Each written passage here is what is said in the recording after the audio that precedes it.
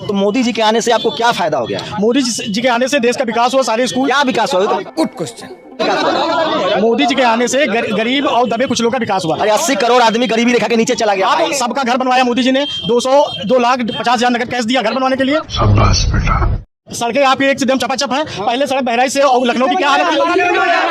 किसके कार्यकाल में बना? अच्छा एक बात ईमानदारी बताओ, किसके कार्यकाल में बना? खाली मुसलमान टाइट रहा इसीलिए बोल देना चाहते हैं क्या हिंदू के नाम पर वोट करते हो ना? बीजेपी पार्टी ने कभी हिंदू और मुसलमान नहीं किया है। तू समझा?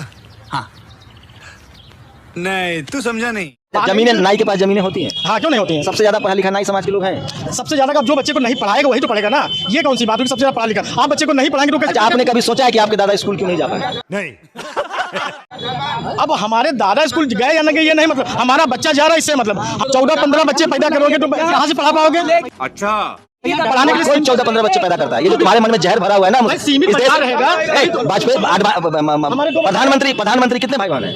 प्रधानमंत्री कितने नहीं, हम कितने भाई? किसको कह रहे हो 15-15 बच्चे कौन? शिक्षा कैसे होगा? अरे 15-15 बच्चा पैदा कौन करता है पहले ये बताओ। क्या बात है सर, क्या बात है सर। जो नहीं पढ़ाता लिखाता है वही करेगा। कौन नहीं पढ़ाता लिखाता है? आप कितने भाई बहन थे? हम 4 भाई बहन, 2 भाई 2 बहन। तुम्हारे दादाजी कितने भाई बहन? अब दादाजी हम नहीं जानते। दादाजी को नहीं जानते मतलब मोदी का पता है, दूसरे का 15 भाई बहन पता है, लेकिन अपने दादा तुम्हारे कितने भाई बहन थे? तो दोस्तों वीडियो का ट्रेलर देख के आपको समझ में आ गया होगा कि आगे का वीडियो कैसा होने वाला है। और अभी ये वीडियो हम आपको पूरा दिखाने वाले हैं, इसलिए आपको अंत तक हमारे साथ वीडियो के अंदर बने रहना होगा। तो चलिए बिना देर के वीडियो करते हैं स्टार्ट।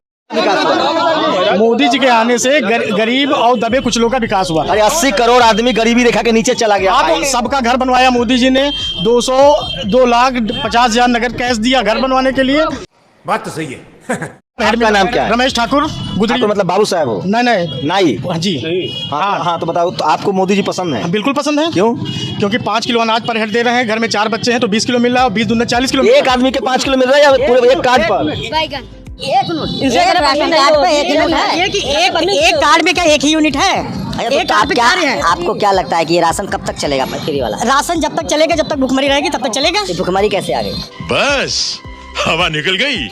एक भुखमरी कैसे आ गई? भाई मामला है कि अचानक कोरोना काल आ गया, उसमें अचानक ही तो आया है। दुनिया भर में कोरोना आया। दुनिया भर में आया। किसी देश में लोगों को पैदल चलते हुए देखे थे? लोग क्यों पैदल चल के आए? उनकी व्यवस्था वहीं पे थी, लेकिन क्यों चल के आए? व्यवस्था थी।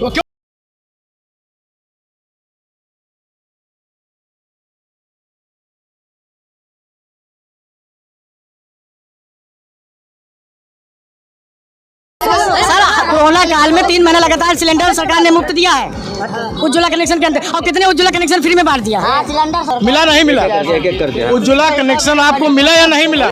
रुको जरा, सबर करो। अभी कितने मिले थे? जी 955 का आता है, 441 रुपया सब्सिडी आती है। इस महंगाई से कोई फर्क नहीं पड़ता। सर महंगा हुआ है तो सब तो महंगा हुआ है। लेबर की मजदूरी पहले कितनी थी? पता नहीं। यही 400 रुपए सिलेंडर था तो स्मृति ईरानी प्रदर्शन करती थी दिल्ली में। तो सरकार ने क्यों नहीं उसको महंगा किया? स्मृति ईरानी जब 450 रुपए सिलेंडर दे रही थी तब आम जनमानस गरीब आदमी। अरे यार, स्मृति ईरानी प्रदर्शन करती थी बीजेपी के नेता कि 400 का सिलेंडर हो गया। कितने सिलेंडर फ्री बांटे गए हैं? कितने सिलेंडर फ्री बांटे गए हैं? अच्छा बताओ, सरसों तेल महंगा हुआ है कि नहीं? सर सरसों तेल महंगा होने का ये कारण है कि पामोलिन पहले से बाहर से आता था और होटल में पामोलिन यूज होता था। अरे हमें कहाँ से आ रहा हूँ, कारण मत बताओ। मैं ग्राहक हूँ, मैंने सरकार चुनी है, मेरा खाना कैसे बनेगा ये बताओ। क्या बात है सर, क्या बात है सर। खाना आपका फ्री जो है। तुम्हारी आमदनी बढ़ी है कि घटी है? बढ़ी है। कितना क्या करते हो आप? हमारी दुकान है। किस चीज की? सैलून की। सैलून की बढ़ी है ना? हाँ। कितने आप जब लॉकडाउन हुआ, नोटबंदी हुआ, उससे आपको नुकसान नहीं हुआ? नहीं, हमें नहीं नुकसान हुआ।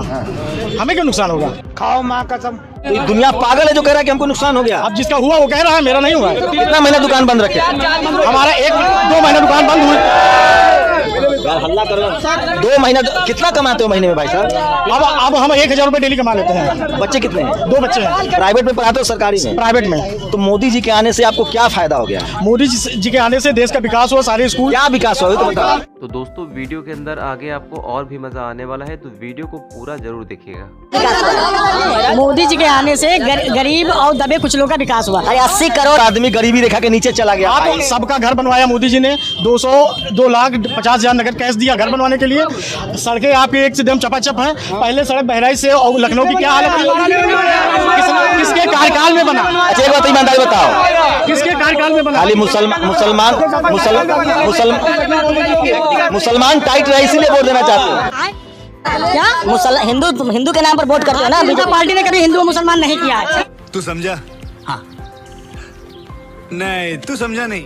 मोदी ने कभी आपको हिंदू मुसलमान कहा? कोई योजना आई? ये बताओ, आरक्षण के पक्ष में हो कि खिलाफ हो? आरक्षण जो है जात के आधार पे होना चाहिए। आप ओबीसी हो ना? जी हाँ। Other backward caste. आपके बच्चों को आरक्षण मिलना चाहिए कि नहीं मिलना चाहिए? आप जो एजुकेशन के हिसाब से होना चाहिए, आरक्षण नहीं मिलना चाहिए, आरक्षण खत्म करना चाहिए। जितने कितना पढ़े लिखे हैं? इंटर। सोचिए विडम्बना देखिए कि इस देश में जो बैकवर्ड क्लास है वो अपने अधिकार के प्रति कितना असजग है। सवर्ण समाज का नॉन मैट्रिक, जो मैट्रिक नहीं पास है बच्चा, वो भी कहता है कि आरक्षण खत्म होना चाहिए। लेकिन कर्पूरी ठाकुर, इन्हीं के नाई समाज से हो जी। इस देश में, मैं बिहार से आता हूँ, कर्पूरी ठाकुर को इतना गाली देते थे लोग, सवर्ण समाज के लोग, और कर्पूरी ठाकुर ने तमाम गालियाँ सुनकर लोग कहते थे कि ये आरक्षण कहाँ से आई, कर्पूरिया की माँ भी आई। कर्पूरी ठाकुर ने बिहार को सजग किया, आरक्षण दिया, और आज देख लीजिए इन भाई साहब को उसी समाज से हैं और कह रहे हैं कि आरक्षण नहीं चाहिए। लायक है क्या? तो ये है बैकवर्ड क्लास की सामाजिक समझ, राजनीतिक समझ। अरे आपको नहीं कह रहे हैं, हम दूसरी बात बोल रहे हैं, आप चिंता ना करें। तो भारत में लब्बो-लुआब यही है, जिस तरह से एजुकेशनली आपको बैकवर्ड रखा गया है। आप डॉक्टर नहीं बन सकते, कलेक्टर नहीं बन सकते, इंजीनियर नहीं बन सकते। जो धर्म की राजनीति हो रही है उसमें लोग इतने डूबे हुए हैं, और खासकर बैकवर्ड क्लास के लोग, कि उनको लगता है कि मुसलमान टाइट रहे, इसी पर वो वोट कर रहे हैं। आपको पता है आपका बच्चा डॉक्टर इंजीनियर नहीं बन पाएगा अगर आरक्षण नहीं रहेगा तो?